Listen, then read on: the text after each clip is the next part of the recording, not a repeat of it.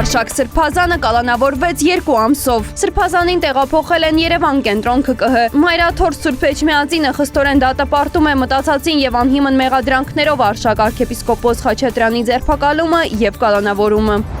Ալիևը կրկին խոսել է Արևմտյան Ադրբեջան ադրբեջանցիների վերադարձի մասին։ Նա կարևորել է ակտիվացնել ջանքերը ապահովելու Հայաստանից բռնի տեղահանված ադրբեջանցիների վերադարձը։ Ըստ ադրբեջանական ապագործակալության Ալիևը Հայաստանին մեղադրել է այսպես կոչված Արևմտյան Ադրբեջանի տարածքում ադրբեջանցիների հարուստ նյութական եւ ոչ նյութական մշակութային ժառանգությունը ոչնչացնելու մեջ։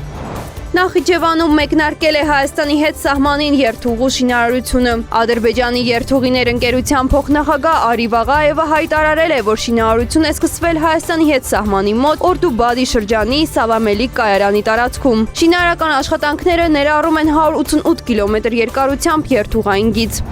Ադրբեջանցիները վնասել են Արցախում գտնվող 17-րդ դարի Սուրբ ամենափրկիչ վանքը։ 2024-25 թվականներին հեռացվել է վանքի մետաղյա ծածկի մեծ մասը, որը տեղադրվել էր 2009 թվականին վերականգնման ընթացքում Արցախի Հանրապետության իշխանությունների կողմից։ Այս մասին ահազանգում է Կովկասյան ժառանգության պաշտպանության միջազգային կազմակերպությունը։